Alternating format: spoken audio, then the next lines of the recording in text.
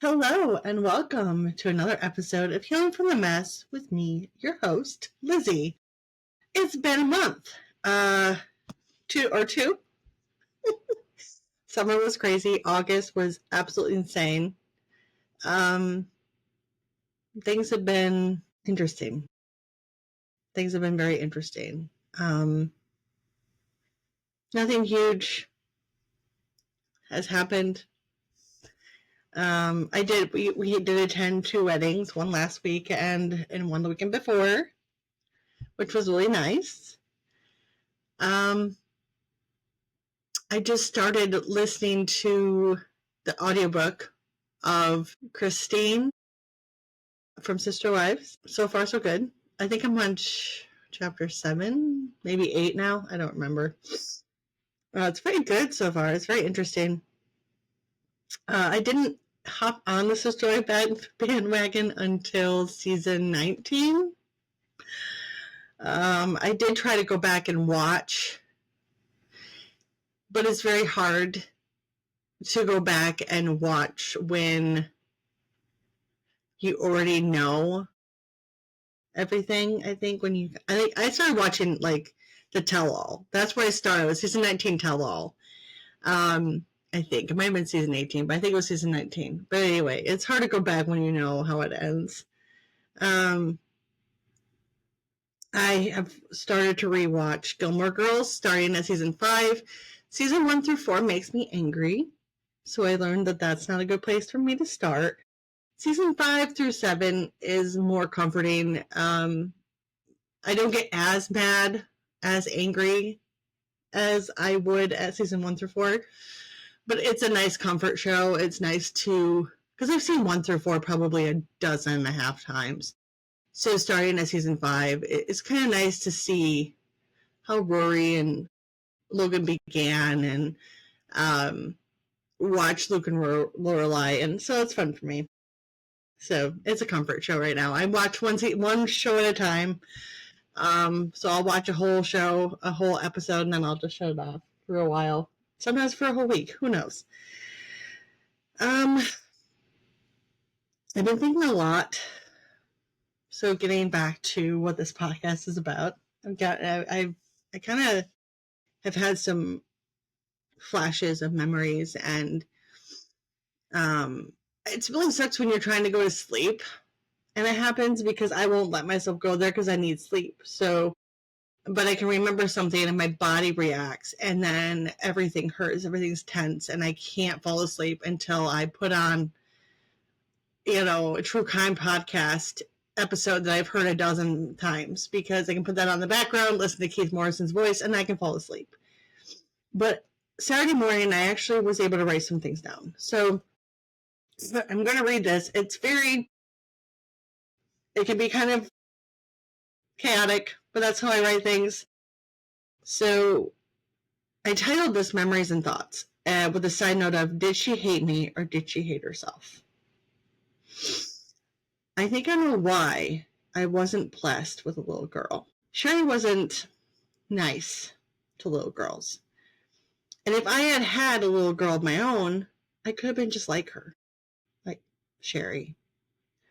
Or maybe I would have protected her, that little girl. But I don't know who I would have been. So let's stop there for a sec. So I had this realization probably 2 or 3 weeks ago. Because either I would have stepped up and said, hey, that's not okay. And it would have just been like completely 180, like, where you're done, you're done here. Or I could have been just like my mother. And I just think it was a blessing that I have the children I have. Back into it. I watch Sherry with my brother, with my stepnephew, with my eldest son, with my stepniece. I can distinctly remember the yelling and slapping and grabbing of my stepniece to discipline her. There was a time when my mom and I went outside, and my stepniece was in the house with one of, I think, my youngest child. And she locked us out of the house. And my mom lost it. Like, she was screaming, losing. And I was like, why are you Like, I had a key in my car because my youngest would do this too. So I always kept a key to our house in my car at the time because I needed an extra key because we were getting locked out all the time. If I just went outside to get something out of my car, my kid would lock the door. Like, so for me, it was like, no big deal. This happens. She lost it. She completely lost it. I mean, she's screaming at her. And it's like, that's not going to make her want to let you in. You're just scaring her. Right? I remember that. Though I have this moment I'm going to tell you about, captured on camera in a photo. I wish I could show you. So it was one of my kids' birthdays. I don't remember which kid it was. But we're in the kitchen. It wasn't here. So this is a whole different layout. But it was in the kitchen. And we have the cake up and we're singing happy birthday. We're singing happy birthday or whatever. We're about to. And my step-niece is just walking towards my kid. I think they're on a stool. I think they were short enough they had to be on a stool. So it must be my youngest birthday. And she had walked over there just by the stool and captured this woman. Eleanor was my oldest birthday. I know because his bio dad was there. And he comes up later. Anyway, so my mother grabs my step-niece and it captured her, that angry face. I can't even do that face. I might make the face when I'm mad, but I don't have it on film, okay? I got this on film. It's like, she was just walking over. Like, she can't reach the cake. It was on a cabinet, had built it. It had a cabinet, and then it was like, she couldn't reach it. She was like this tall. She was like 3 feet. She couldn't reach it. She got so mad. And it's captured on film. So I remember her reacting this way towards my step-niece. Now, with my step-nephew and with my eldest son, because I with my younger 2 kids, I haven't remembered those memories yet. I'm sure I will eventually, but it's just not there right now. So they're kind of put away. Okay. So when it comes to my step-nephew and my eldest son, calm, nurturing, she's explaining things to them. There's no yelling. 0 yelling. I could not. She yelled at me. Oh, she'd yell at me. But she never yelled at my eldest child, and she never yelled at my step-nephew. Next story. So my brother and I were little. My parents had went out on a date or something, and my brother was probably 2 or 3. I don't remember how old he was. I would say between 3 and 5. He was between the ages of 3 and 5. And we had a babysitter named Mandy, which I don't know her last name, so she's babysitter Mandy. And she was giving my brother a piggyback ride. And I don't remember if we were in his room upstairs or if we were in the family room. I don't remember. But he'd fallen off her, and he broke his arm, his elbow. He did something to his elbow, which my middle child also did 1 year. He fell just right, and he had to have a cast on just in case. So I believe it was very similar to that. But I remember Mom coming home, and she told me that I told her not to yell at Mandy. It wasn't her fault. That he had just fallen off. It wasn't her fault. But I don't remember that woman ever coming back. My mom says that she felt too guilty she didn't come back, which I can see as a teenager. She was between the age of, I think, 16 and 25. So I don't remember how old she was. Like I think when we had her, after this happened, we never saw her again. My mom said she felt like she decided she wasn't going to come back. I don't believe that now. I think that's a lie. I think she got really pissed off and told her to, go away. Don't come back. I remember how my mom cared for my brother. She laid with him on the couch, or she slept in her chair and he slept on the couch, and she was changing his ice bag every like hour, every 3 hours. She was right there with him the whole time. the entire time. I can't remember one time I was sick that she did that for me. Not one time. I remember thinking I had broken my thumb after it was a week. I was with her that weekend, but it happened that afternoon at the school. I live with my dad full time, so I was visiting her for the weekend, and I thought I broke my thumb. It hurt. Like I got hit right here with like a floor hockey ball, and it hurt. And I don't ever talk about when I'm in pain, but that happened, and my mom was pissed. She goes, "Well, it's not fucking bothering me. I'm fucking pissed off at you." She didn't swear. She didn't swear at us. Usually, but it's not broken. Really, really pissed off. It wasn't broken. She made me feel like shit. And with about a week or two, a month later, I dislocated my toe. One of my toes. I was just sitting there and I dislocated it. I popped it back in place on my own. I strained for a sec because it hurts so bad. If you've ever dislocated something and put it back in place, And she asked me about it one day because I was talking about it a few weeks later, and she goes, "Why didn't you say anything?" I said, "Why would I say something?" Sorry. Because Sarah took care of me when I didn't feel well. I'll be right back. I can't pause apparently today. So I'm sorry about the dog noises. If you hear them in this, I'm sorry. My younger dog is barking at my older dog because my older dog isn't chained up, and she can kind of wander around out front because she doesn't leave our property like my young dog does. Anyway, she never took care of me.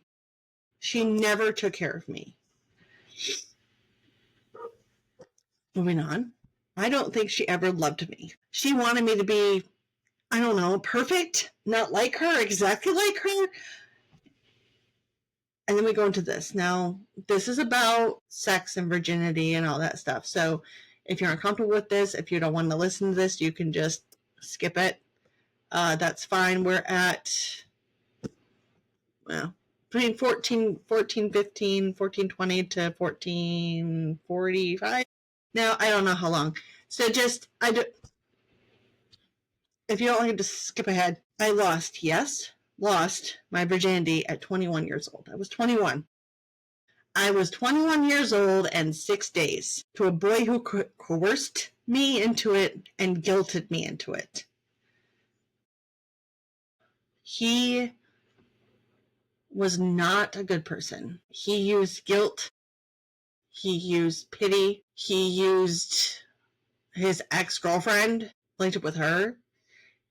He coerced me into having sex with him. She was so angry when I got pregnant 4 months later. Actually, she was so great to let me move in with her. See, I was going to move in with her anyway before I found out. 2 weeks before I found out I was pregnant. I already talked to the boy I was dating at the time that I was moving to my mom because I was going to college 30 minutes from her. Why would I want to drive all the way from Okemos? It just made no sense.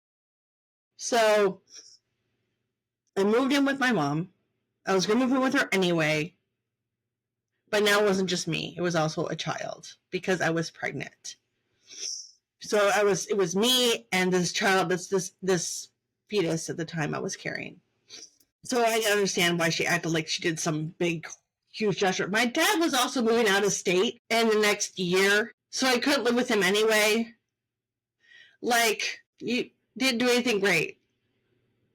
You let me move in with you. You didn't have to, but I was already going to move in with you and go to school. Like, that was already an agreement we had. She spoke so negatively about me being stuck with the bio dad in my life forever. Shamed me. She was so mad. She didn't want me to tell him I was pregnant. She wanted me to never tell him. I knew what to talk to him anyway. He was the last one to find out I was pregnant. Everyone else knew before him. Everybody. Except for the 2 people I wasn't allowed to tell, which were my grandparents. Don't know why. Ask my father. Because I don't know. My grandma knew. My grandma did know before she passed. My grandfather wasn't allowed to know, and I don't know why. But she didn't want me to tell him. She wanted me to never tell him I was pregnant. But see, I watched soap operas with her. She introduced me to soap operas. Soap operas taught me what not to do. And why would I not tell him when the truth would come out eventually. So I did tell him, because the truth always comes out. And I wondered if she was projecting her own hatred onto me. Like, was she... Sorry, my phone is going crazy right now. It's ridiculous.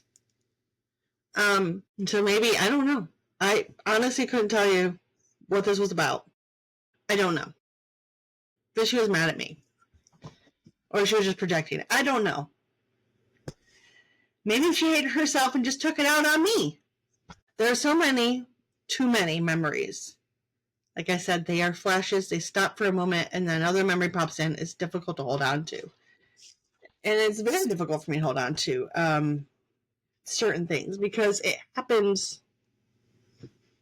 It pops in, I see it, and usually it's when I'm ready to go to bed. Sorry, I'm not going to stay up and deal with you. I won't. Come back in the morning. Come back another time, because when I'm going to sleep, that's the last thing I want to do. But I do wonder about her. I do wonder why, and that's kind of the reason why there's certain things I really want, because I want to know. I want to understand her. I want to get in her head and try to figure it out, because it's hard for me. And how do you make peace? How do you make peace with somebody who you don't understand? You know, that's the hardest part for me. Like, I just watched the episode where, Emily in Gilmore Girls, where Emily runs to Luke and just is like, she's so upset. She knows why her daughter won't talk to her. And she's like, just go to her. Just go to her. She chooses who you want. And they get back together, and she doesn't understand why her daughter doesn't show up to family day. You broke it. You fixed it. Because Luke didn't have to go back to her. He chose to. That's what he wanted. When he realized that this was all Emily, this wasn't what her daughter wanted. Oh my God, sorry. It wasn't what Lorelai wanted. He went to her because he wanted her back, and then he knew at that point she wanted him. He knew, he went. She thought she went back in screaming at him. She calls her daughter.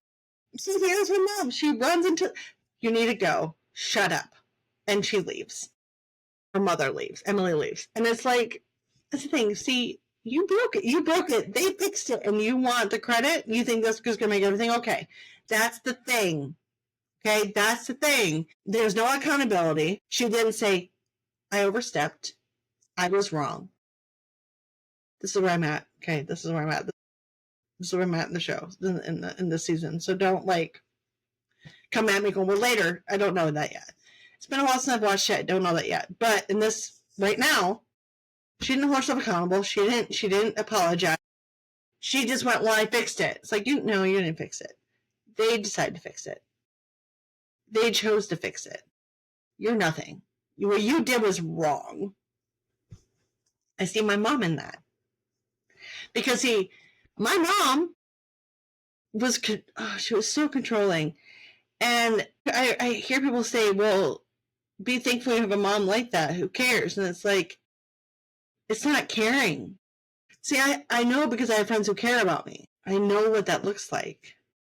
I have friends who really know me. She doesn't know me. So if I didn't text her within a certain period of time, it was like, oh my gosh, something's wrong. Something happened to her. And I could just be literally taking a nap. If I don't text you back within 24 hours, either I don't feel well or I don't really want to talk to you. Those are two reasons. That's it. I don't want to talk to you, or I don't feel well. Especially back then. This is back in, I would say from 2021 to, it definitely started after September 2020. So, because I was dumb and opened up to my mother. I really think she wanted me to die. I think that's why I stayed alive in my 20s, when I really wanted to not be here anymore. Because it would make her happy if I was gone. She would get everything she wanted. She'd get the sympathy. She'd get all the stuff that she's mad she doesn't get. And it's and this is just my opinion. It's what my thoughts are. I don't know for a fact. There are a lot of things I know for a fact. There are a lot of things I know for certain. That's not one of them, unfortunately. There are things I don't know about my mother. See, I am still this person, and I think that's what's so hard is I take people at face value. If you tell me something, I believe you until I have a reason not to. And I trust you. I trust you until you give me a reason not to. I am an open person. I won't lie to you. If you ask me a question, I'll be honest. You might not like my answer, but I will be honest. It's not easy. Sometimes it's really not easy. I hate hurting people's feelings. It's hard for me. But if you really want to know the truth of how I feel about something or my opinion or a reason why I did something, I will tell you 100%. Will be honest with you. So my mother told me things, I just believed her because why would she lie to me? Which it causes me to be angry a lot. And not at myself. Whenever I get mad at myself, I remind myself, you were a child. You were a child. You should have been able to trust her. This is not your fault. I constantly remind younger me that it's not my fault. That she chose to do that. She was the adult. She chose to lie to her daughter. And me believing her is not my fault. I should have been able to trust my own mother. So yes, when I look back and I see the lies she told me, I do get very angry. And because I couldn't imagine doing it to my own children. I can't imagine. Like, that's the biggest thing. Like, people also ask, like, when you go no contact, how you do it when you have kids. When you have children who don't know this parent that you're going no contact with, it's very easy. Right? It's very easy in the sense of your children don't know what they're missing, right? I have 3 kids, and my oldest kind of understands. My middle child doesn't really care either way. He's kind of like the whatever. It's whatever. It is what it is. And my youngest has the hardest time with it. And I understand because, you know, he doesn't see her the way that I see her, which I'm grateful for, but he doesn't see the things she does, the favoritism. My middle child, I think, really noticed it. And my youngest, you know, since he's been away from it, doesn't think about it anymore. You know, it's kind of out of mind. So I'm glad that he's been able to kind of like put it behind him. I think my middle child's also done the same thing. We don't talk about it very often. He doesn't bring it up, so we don't talk about it. My youngest brings it up more. So it is difficult to navigate no contact when you have children, but I also look at it like this. My kids will have the choice. My mother told me, even when I was 18, I wasn't allowed to have any contact with her family. And I listened to her. Even though I was like, well, I'll be 18. You can't tell me what I can't do. I lived with her until I was, you know, until just before my 19th birthday. I moved out 2 months before my 19th birthday. Moved in with my father to go to college down there. And, but it was like this, I won't do it to my kids. Like, as much as I don't want you to have contact with this person, that's not up to me anymore. When you turn 18, whether or not you're living under my roof, you have that choice. And I will be here. You can tell me, be open with me. That's okay. I will listen. When you are 18, you can make your own choices and you have your own opinions and you can form your own opinion. And you can ask me all the questions you want and I'm going to tell you the truth. I'm not going to lie to you. I will be 100% upfront honest with you. So I have that relationship with my kids. My oldest will be 18 next year. Don't remind me. I have a hard time with that. In the sense of just him getting older. But that's the way it is. You have that choice.